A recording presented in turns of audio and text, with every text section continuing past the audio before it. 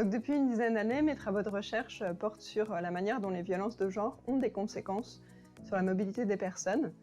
Je me suis d'abord intéressée au harcèlement sexuel dans l'espace public et je m'intéresse maintenant aux violences conjugales et donc à leurs conséquences sur la mobilité des femmes cisgenres et transgenres. Donc je me suis d'abord intéressée aux controverses qui entourent l'introduction de voitures de métro réservées aux femmes. J'ai travaillé sur le cas du Caire, que j'ai comparé avec le cas de São Paulo. Et ce qui m'a intéressée, c'est que dans les deux cas, les féministes étaient divisées pour savoir si cette mesure de non-mixité améliorait la situation des femmes à l'égard du harcèlement sexuel. Et puis ensuite, j'ai voulu m'intéresser à la manière dont non seulement le harcèlement sexuel, mais aussi les violences conjugales, donc qui arrivent dans l'espace privé, ont des conséquences sur la mobilité des femmes.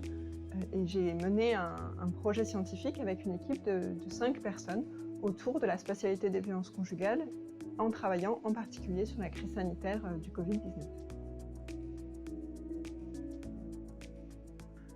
Donc cette recherche sur la spatialité des violences conjugales, elle est utile pour comprendre comment l'agresseur, l'auteur des violences, met en place un piège autour de sa victime qui est de l'ordre du contrôle spatial direct, où il va maîtriser ses déplacements, ses heures de sortie autorisées, ses modes de déplacement, les motifs pour lesquels elle a le droit de se déplacer. Et puis c'est aussi utile pour comprendre la manière dont tout le contrôle exercé par l'agresseur sur sa victime a des conséquences en termes de mobilité, parce que peu à peu elle va se sentir incapable d'avoir une mobilité en propre, elle va perdre confiance en elle, perdre des compétences spatiales et moins se déplacer. Donc par la suite, j'aimerais m'intéresser à l'usage de la géolocalisation au sein du couple, la manière dont l'information spatiale est partagée par les partenaires d'un couple, que ce soit les couples qui sont traversés par la violence ou les couples ordinaires.